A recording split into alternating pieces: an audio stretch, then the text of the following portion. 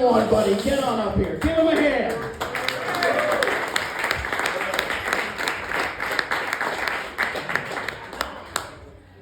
Hey, everybody. Hey. How y'all doing? I can't believe they let me loose in an open forum with a mic. And I'm off for work. Y'all in trouble. Y'all in trouble. Because now, since I'm off for work, I can say whatever the hell I want to say. And all the things that I want to say sitting in the meeting, and I'm thinking in meeting, you're going to hear it tonight. You're only going to hear it tonight. So if you're looking for diversity, EEO, or, that sounds a bit inappropriate, but that's against policy, you ain't going to hear that tonight. All right, come see me. I hope I got a job tomorrow. But anyway, I'm a veteran too.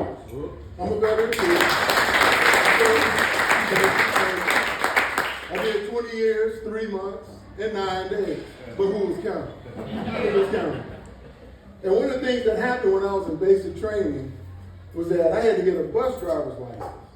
Because sometimes with the ranges, we had to march to the ranges, sometimes they were too far away. So what happened was somebody had to get a bus driver's license, which was me. I was selected to do it. And I went, did that, and it was fun.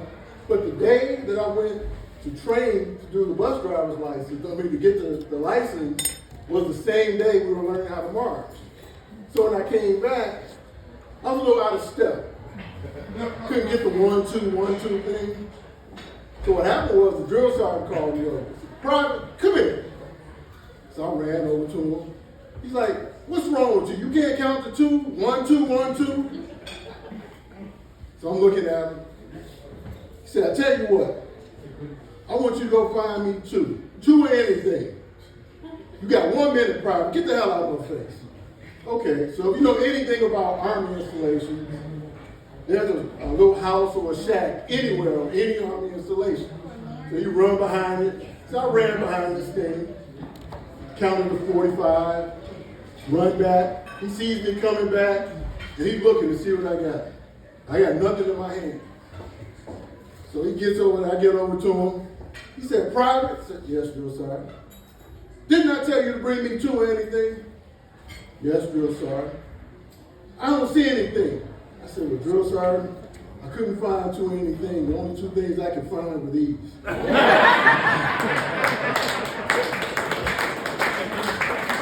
Needless to say, if you were there, that brown round that they wear, it shot off. It was gone. And I went down in basic training history that day. So, besides me, because I have a long trip, when I'm coming to work, I come from Upper Marlboro, Maryland, into the district. So it's about an hour drive.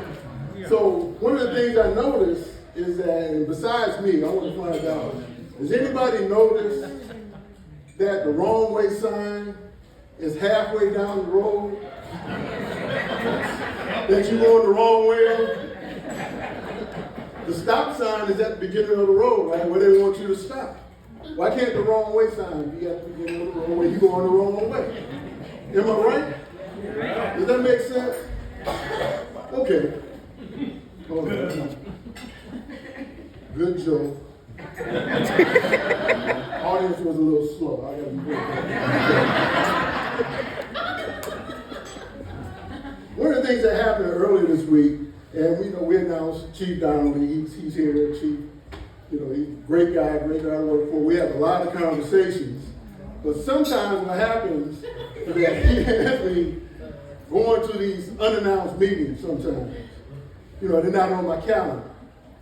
So his assistant came in the other day and said, Ken, Chief wants you to go to this meeting. Go sit in on this hearing. I said, what hearing? He said, go sit in on the hearing. I said, well, it's not on my calendar. I'm tired of going to these unscheduled meetings. You tell the chief I'm not going. So she looked at me and said, well, look, I'm just a messenger. I said, really?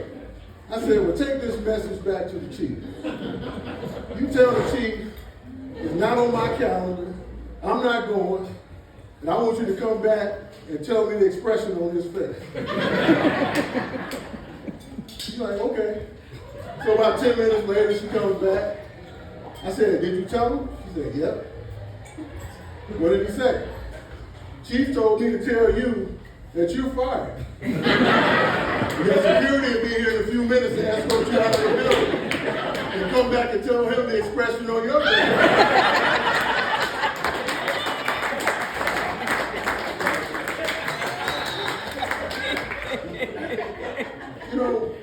One of the things, we got smart stuff all over the place, right? We got smart toilets, smart phones, smart TVs, and now we got these things called smart toilets.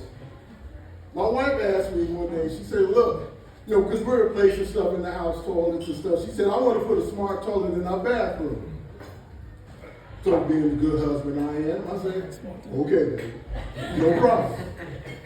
Didn't know nothing about a smart toilet, so I started researching these things. You'd be surprised what I found. I found the SHT 3000 Deluxe. For those of you that are a little slow, SHT 3000 Deluxe. Okay, guaranteed to take your 1 and 2 experience to a whole new level. This thing is amazing. You can give it a name. It will recognize who's about to use it. So men, if you leave the toilet seat up, your wife comes to use it, it'll automatically go down. That alone is worth buying that toilet. It will also, you can also download music to it. What else can you do this? There's a lot of things. You can download music to it. And the best thing about it, like I said, you can give it a name. What I would do, I would name my toilet after somebody I don't like. And then when the time comes, this is the one thing I forgot to tell you. If you buy the special accessory, it will even wipe your ass for you.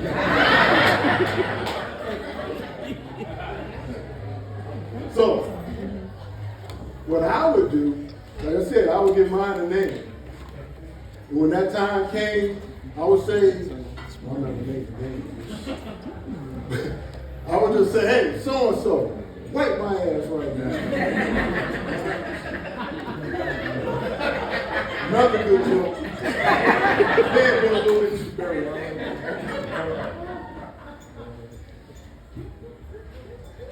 one of the things I like to do when I'm, because I like to travel, I'm a travel, I'm sure everybody likes to travel, going to airports and things like that.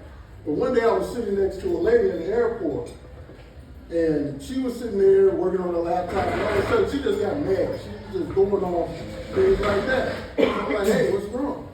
She said, my laptop just shut off. Just shut down.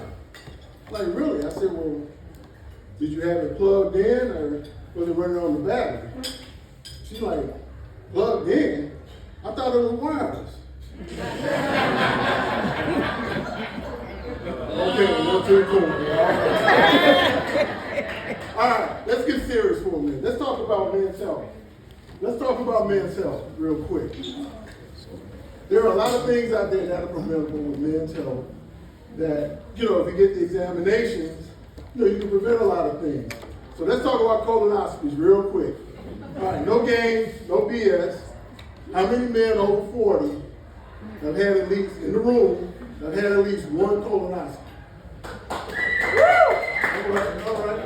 Prevented, that's good. For those who haven't, we got a room set up in the back. And we can take care of you right after the show. All right? But one of the things, do you know when the worst time is to get a colonoscopy? Like it's a good time to get a lot.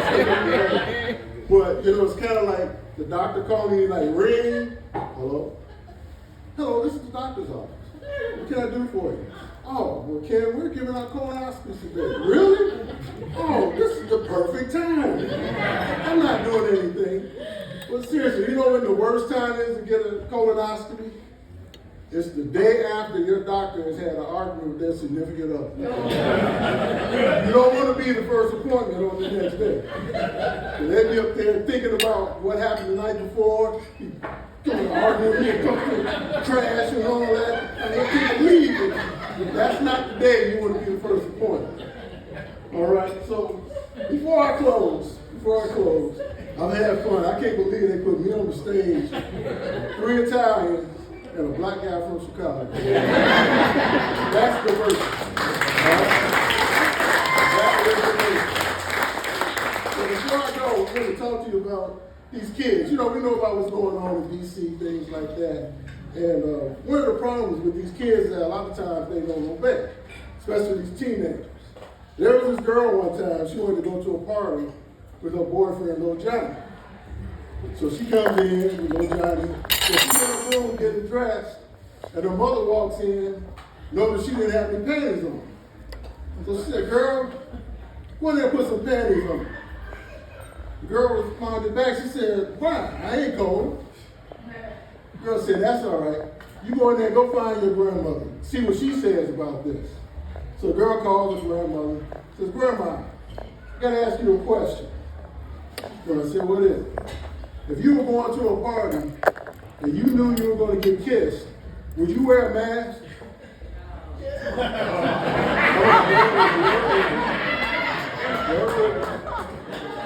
Some of y'all a little slow. They took the head barely a little bit. All right. What the girl didn't know though is that the mother had already called the grandmother. So the grandmother said, "First of all, go down there and put some panties on. Second of all, what you need to do, you need to make sure you're in this house, back in this house, by midnight. When them hands, both hands are on the 12, you better be walking in this house. And if you're not here, your thing is going to turn into a pumpkin." "You understand me?" The girl said, "Yes, Grandma, I understand." So the girl, her and Lil Johnny, they leave. So 12 o'clock comes, guess what? She's not back.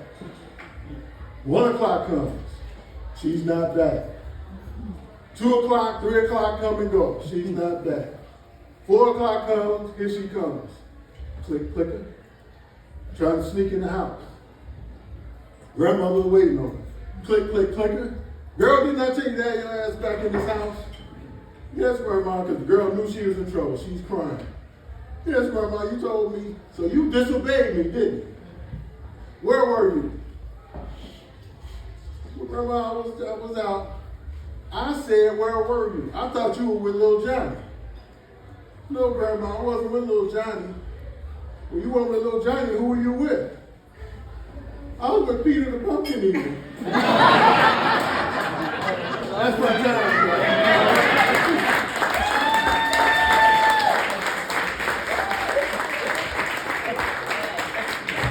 Keep it going. Ken Hunter, everybody. You're in your